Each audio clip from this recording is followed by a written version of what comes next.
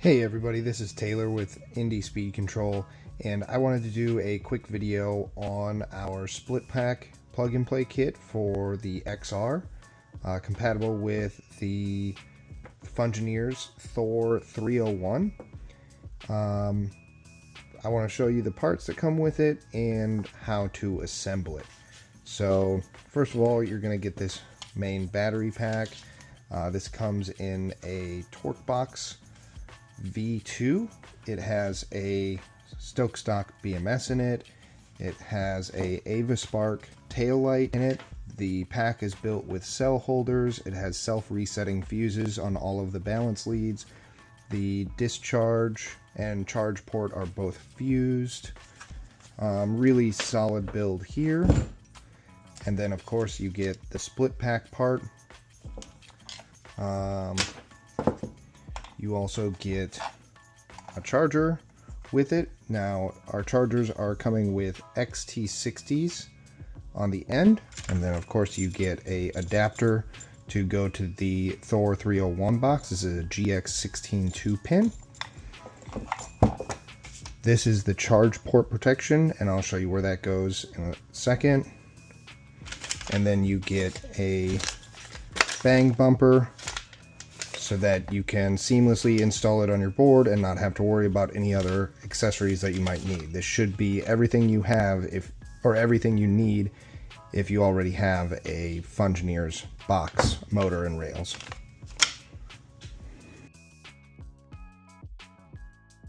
Alright, as far as assembly goes, we try to make this as simple as possible. Of course, the battery enclosure goes in the rear of your rails and gets mounted accordingly. This side, you remove this nut and you bring it into your Fungineers controller box. Plugging order does not matter. The XT60 coming from the battery will plug into your split pack. The male XT30 will also plug into the split pack.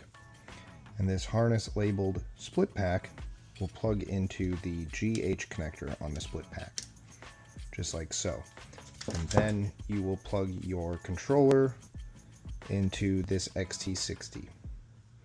For the charging, you will plug your charge port protection into here, and then you will plug your charge port on your controller box into this XT30 here. There has been a bit of safety concern with the split pack, and I just wanted to help alleviate some of that concern. So I have set up here our main battery pack. I have a cell phone that is connected to the BMS. We have our charger, I have a VESC, and our split pack, everything's set up accordingly. So I'm going to go ahead and turn on the VESC, and we can see that we have a green LED here that we're powered on. And then I'm going to plug in our charger. Now, everything is currently hooked up how it's supposed to be, so everything should be working. Red light means we're charging. Green light means we stop charging. So I'll plug that in. And so now we have both charging and a load on our battery. And I can go and unplug the main pack. Going to the other pack, we'll go ahead and plug that back in. And we start charging again. I can unplug our split pack balance lead and it stops charging. We can see that we are now missing cells here, and as soon as I plug that back in, we start charging again. This cable right here, you can unplug that, and keep in mind we still have the VESC powered on. You plug that back in and we start charging again. There is no plugging order. It doesn't matter if there is a load on the battery, if there's charging going into the BMS. You cannot screw this up by plugging in the wrong order.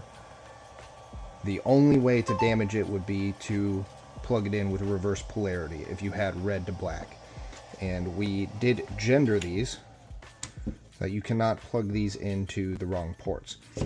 You could plug the 18S battery into the controller, and the controller will still turn on, but you won't be able to actually charge it because you're really plugged into the controller with an 18S, not a 20S, and the charge port is not plugged in correctly.